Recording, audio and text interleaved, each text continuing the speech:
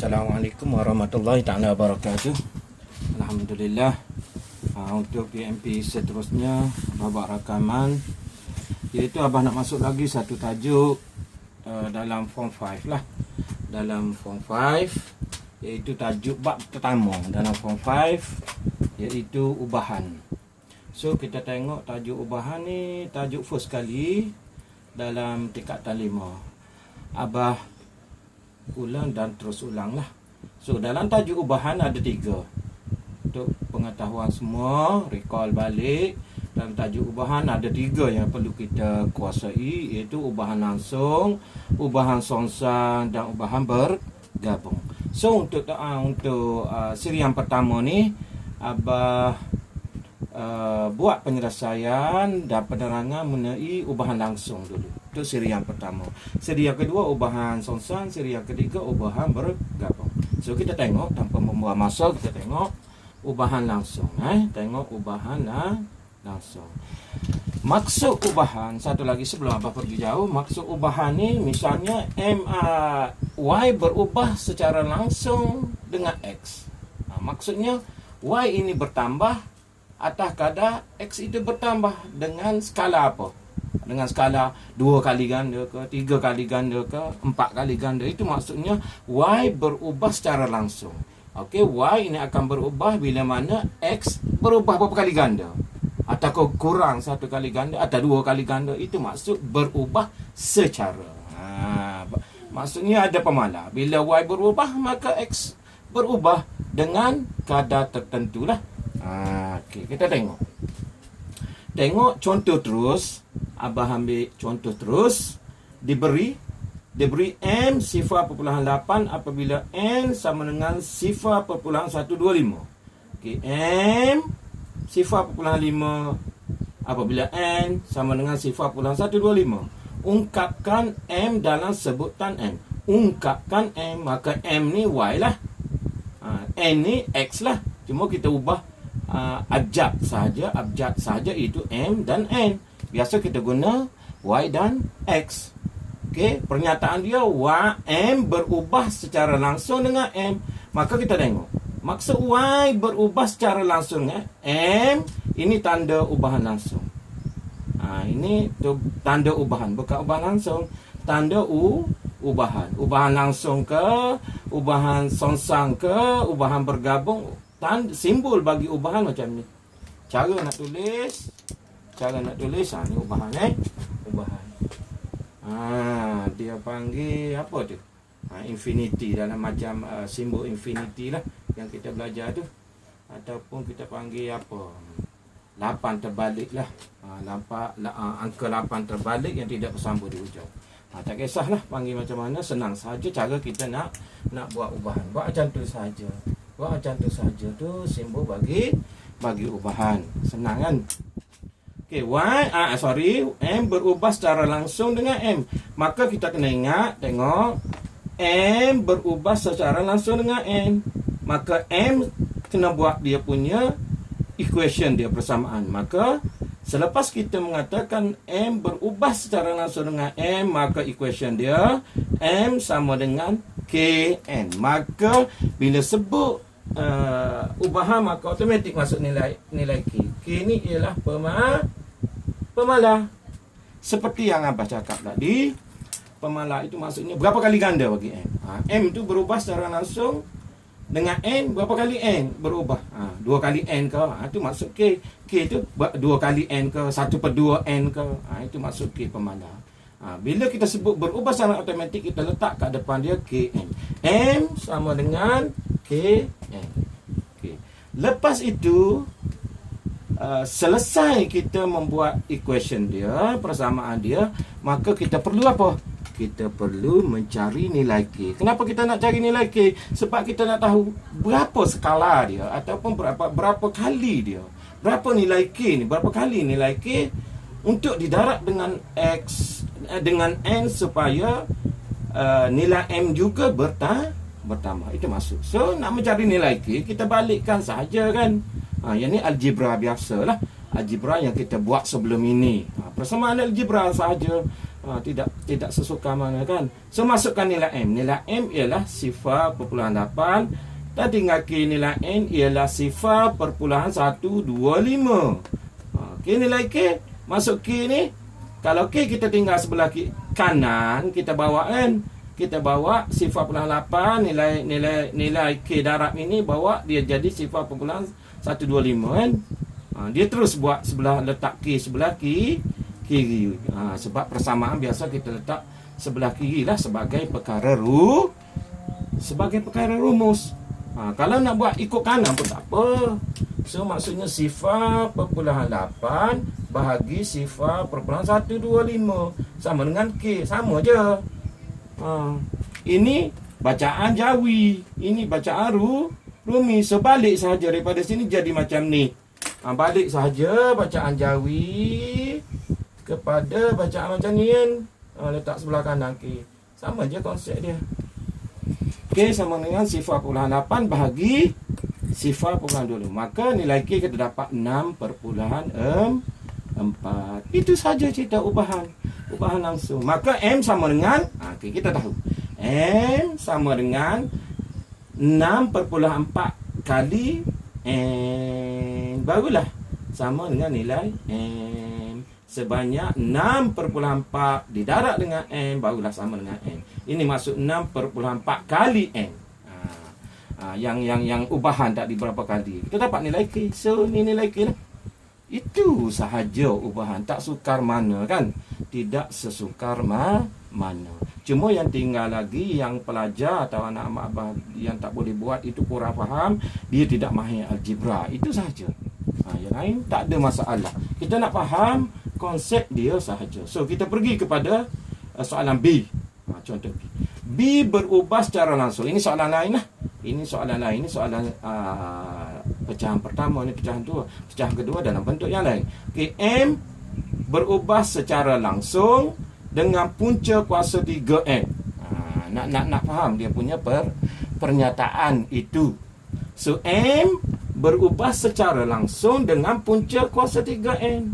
Ini punca kuasa 3N. Tulis sahaja. So apa yang kita perlu buat untuk step yang kedua? M sama dengan K. M sama dengan K punca kuasa 3N. Itu. So selepas itu kita mesti mencari nilai K. Seperti yang di A tadi. So kita bawa yang ini 0,8 kan. 0,8 bawa di sebelah K ni, bawa sebelah kanan, darab jadi bahagi, tambah jadi tolak, tolak jadi tambah. Itu sama je konsep dia. Bila kita bawa ke kanan ataupun ke kiri, macam tadi nak buat macam ni pun boleh. Kita terus tukar kepada yang ni. So K sama dengan 0,8 bawa ke bawah, punca kuasa 3 0,125 punca kuasa 3. Tekan kalkulator. Abang malah nak sembang banyak-banyak yang ni. Sebab just yang ni, just tekan kalkulator saja terus dapat nilai 1,6 iaitu nilai bagi K. K boleh faham kan?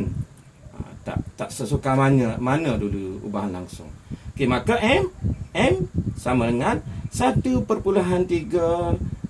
punca kuasa 3N. So M berubah secara langsung sebanyak 1,6 kali punca kuasa 3 bagi N. Maka sama dengan M. Sama je lah. Cuma abang nak ambil dua contoh ni sebagai macam mana kita nak buat pengiraan je. Pengiraan algebra ni. Bawa ke kanan, bawa ke kiri. Pernyataan ni. Secara langsung dengan punca kuasa 3. Itu ayat nak ubah kepada ayat bahasa nak ubah kepada ayat matematik. Itu kena faham betul-betul lah. Okey, habis di situ. Satu lagi contoh abang nak pergi. Satu lagi contoh abang yang nak pergi yang lebih advance sikit. Biar kita faham dulu konsep ubahan langsung. Macam mana hadirnya ubahan langsung itu. Sebenarnya bila sebut ubahan langsung, M sama dengan KN. Kalau Y dan X, Y sama dengan KX. Masukkan apa yang perlu kita buat dalam penyelesaian ialah tambah nilai K saja. Abang tekankan tambah nilai K saja. M sama dengan N ataupun X, Y sama dengan X, maka Y sama dengan KX. Itu penekanan bagi abah bila sebut sahaja ubahan. Okey, go. Soalan nombor 2. Kita baca dulu. Biar faham. Kalau tak nampak dalam telefon, nak lebih jelas penerangan abah ni guna laptop lah. Guna laptop ataupun skrin TV lagi besar, lagi nampak kan. So kalau guna telefon mungkin tak nampak. Kalau tak nampak, guna laptop. Laptop memang jelas lah. Sebab abah ambil dekat ni. Ambil kamera dekat. Cuma telefon kecil lah. So yang pentingnya boleh faham kan. Jadi sorry lah abah sending sikit tulisan ni sebab nak laju, sebab nak jimat ruangan, nak bagi ruangan tu dia jadi macam ni, tak apa. Okey, 2, tempoh ayunan A saat. Tempoh ayunan A ni ayunan A lah. Satu ayunan lah bagi A. Kita bagi namakan A saat bagi suatu bandu. Bagi suatu bandu ringkas ni, orang belajar sains dia tahu, awak belajar sains kan. Ayunan, bandu ayunan bandu. Bandu ringkas itu berubah secara langsung dengan punca kuasa 2 panjang benang P. Punca kuasa 2 ni punca kuasa 2 lah. Kalau tadi M berubah secara langsung, M sama dengan punca kuasa 2 N. Kalau yang ni secara langsung dengan punca kuasa 2 panjang benang. Punca kuasa 2 P lah. P itu dalam sentimeter. Okey, ikut. Diberi bahawa satu bandu ringkas dengan panjang benang ialah 9 cm. Okey. Satu bandu ringkas dengan panjang benang 9 cm mempunyai ayunan sebanyak 1.2 saat. Okey, panjang dia 9 cm, ayunannya sebanyak 1.2 saat tempoh masa. Untuk menghabiskan ayunan lah. Untuk menghabiskan satu ayunan lengkap ialah mengambil masa 1.2 saat. Itu kena faham lah pernyataan soalan dia kan. Hitung tempoh ayunan dalam saat jika panjang benang itu 25. Kalau 9 cm dia ambil masa 1.2 saat. Kalau lebih panjang benang itu, maka lebih lama lah masa yang perlu diambil kan. Mesti lebih lama. Kalau pendek cepat ayunan dia, satu ayunan. Kalau panjang lagi lambat, lagi panjang dia punya ayunan. Itu kena faham lah. Itu pernyataan soalan. So, yang pertama kita tengok A berubah secara langsung dengan P panjang bagi bandul tadi. Ni. Maka kita buat persamaan seperti di contoh nombor 1 tadi lah. A sama dengan K punca kuasa P. Ni abah nak ringkas ni. Sebab kalau abah nak tunjuk satu-satu jadi panjang kan. Nak ringkas penerangan abah. Sebab benda ni boleh tekan kalkulator sendiri. Abah tulis siap-siap ni. Okay. K sama dengan punca kuasa P. So, apa yang perlu kita buat? Mencari dulu nilai K. So, bila nak cari nilai K, pernyataan yang pertama tadi masuk 1.2. A ni ialah jumlah tempoh masa. Tempoh masa berubah secara langsung dengan panjang. Okey, 1.2 masuk K. Nilai P tadi, nilai K ialah panjang. Nilai P tadi panjang 9. So, K sama dengan macam tadi. Macam contoh yang pertama kita ambil. 1.2 bagi punca kuasa 9. Just tekan kalkulator. Tak payah nak kira manual ataupun nak congak. Tak payah. Just tekan kalkulator saja. Kalkulator memberi jawapan. Tekan 1.2 bahagi punca kuasa 9. Yang tu tak perlu abah ajar lah. Sudah pandai semua nak tekan kalkulator. So, kita dapat nilai K ialah 0.4. Okay, kita dapat nilai 0.4. Jadi tidak habis. Macam soalan pertama tadi, dia habis di situ. M sama dengan kita pun buat macam tadi kan. So, kita buat persamaan dia. A sama dengan 0.4 punca kuasa P habis di situ. Habis di situ. Jadi kalaulah macam soalan A, B tadi dia habis di situ, maka A sama dengan 0.4 kali punca kuasa P. P. Tapi soalan ni ada sambungan. Hitungkan tempoh ayunan dalam saat jika panjang benang 25. So, kalau panjang benang 25, apa yang kita nak buat? Apa yang perlu kita buat? Masukkan nilai lah. Masukkan nilai P. So, A sama dengan berapa saat tempoh masa? A ni tempoh masa 0.4. Darab berapa? Darab ni je lah. Ni seperti di bawah ni. 0.4 darab punca kuasa 25. Seperti di bawah ni. Kan? Darab kita dapatlah jika panjang benang 25 cm, maka tempoh yang diambil masa untuk ayunan lengkap ialah 2 saat. Habis saja. Itu saja cerita dia. So, ini bagi kaedah yang pertama, kaedah biasalah. Kaedah biasa. Kalau soalan macam ni, kena jawab setakat ini. Kalau yang melibatkan ayunan dan tempoh masa, dia tanya pula, jika benang itu panjang 25. Okey, maka kita boleh buat dengan kaedah kedua, dia panggil kaedah perkadaran.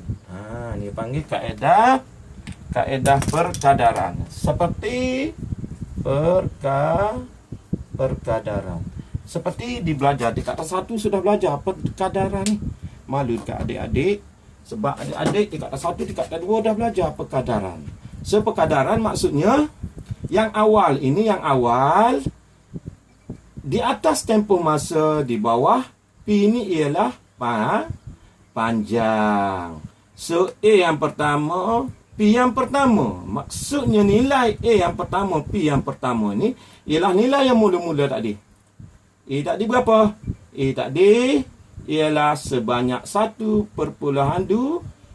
P yang kedua, punca kuasa 9. So, A lah kita nak cari. A2 ni tak payah tulis lah. Yang ni cuma Abah nak menandakan A yang pertama, P yang pertama. Ni P yang kedua. Ni A. Kita ambil A je lah. Sebab kita nak cari A. Cuma Abah nak membezakan. Nanti kita tersalah masuk nilai.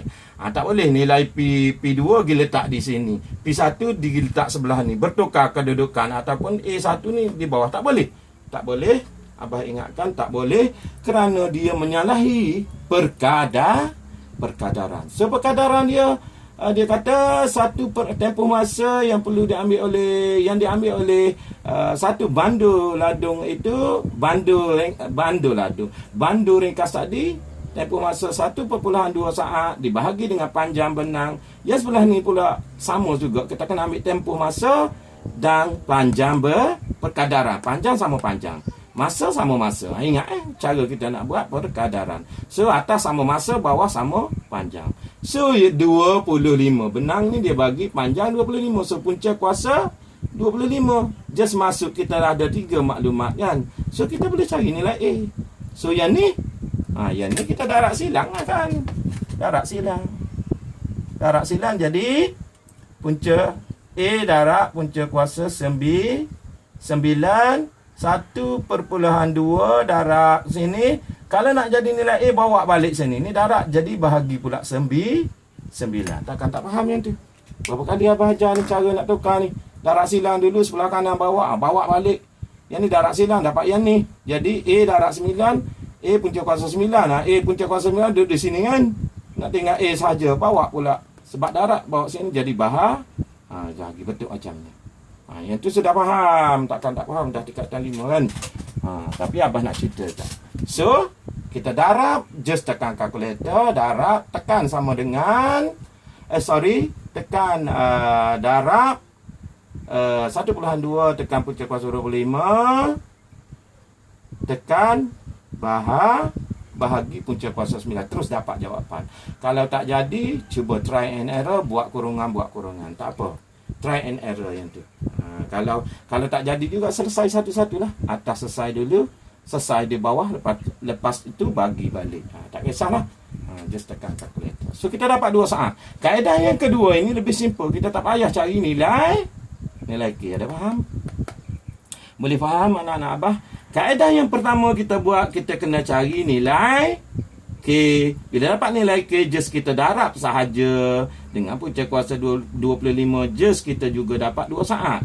Kalau kaedah pengkadaran lagi simple penyelesaiannya, tapi perlu ingat kadang-kadang pelajar anak-anak abah careless. Careless apa di mana?